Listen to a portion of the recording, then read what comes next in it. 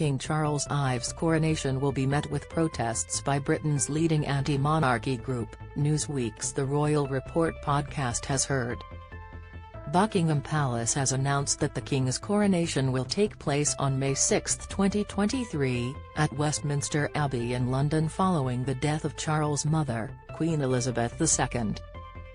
Britain is the last European nation with a monarchy that still practices a traditional coronation ceremony, with others adopting a simpler accession ceremony or enthronement.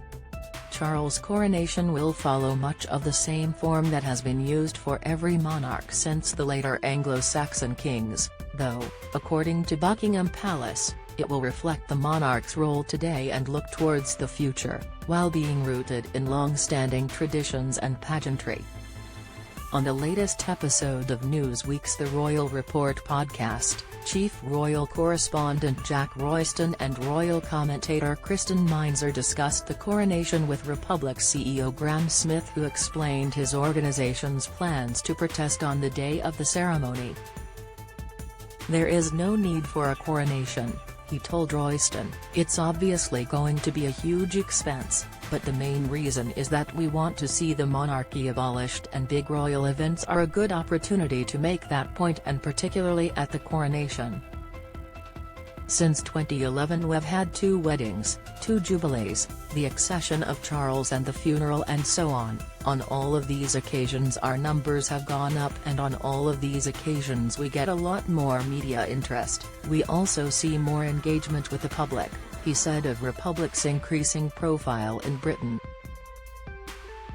"The thing about the coronation is that this isn't a birthday, it isn't a wedding, it isn't an anniversary, it is just raw PR really. It is just a big moment for the palace to say here we are.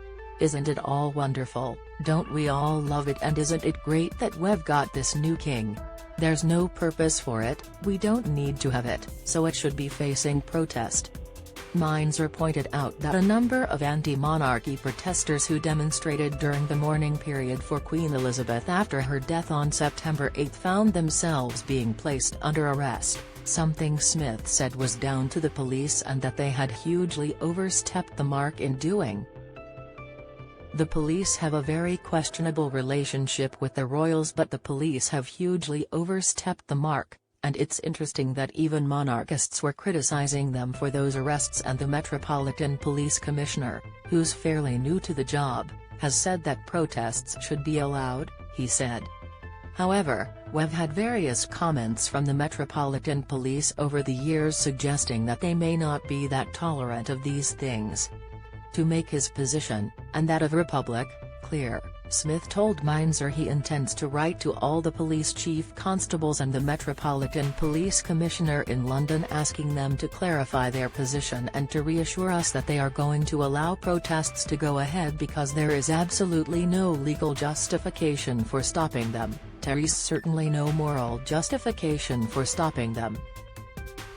When presented with the other side of the argument regarding a large percentage of the British public who support the monarchy, Smith pointed out that the foundation of much of this support was built by the Queen, who is no longer around. "The royalists who think that the monarchy is now secure are kidding themselves, because the person that kept it secure for so long was the Queen, and I don't think it's necessarily sunk in, the difference that it makes to have Charles instead of the Queen," he said. "The difference is enormous. We have gone from having this slightly deified figure to just a bloke in a suit who you can say what you like about, and who has huge amounts of baggage and a large cupboard full of skeletons and stories that can be raked over.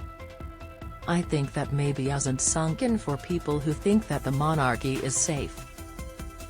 Speaking earlier to Royston about how the nation will view the coronation, Smith made his point clear, saying, "This is a minority interest.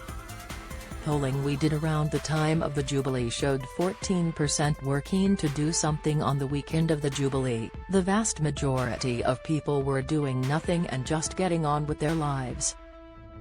It is a minority interest, and it needs to be treated as such. This is not a national event, it is a royal event, and it's of interest to royalists, and that's it really, and it needs to be dealt with in that way." Recent polling undertaken by YouGov found that 57% of Brits said they were either very or fairly likely to watch the coronation ceremony coverage next year, with 47% expressing the belief that the day should be made an extra national holiday. Do you have a question about King Charles III, William and Kate, Meghan and Harry, or their family that you would like our experienced royal correspondents to answer? Email royals@newsweek.com. We'd love to hear from you.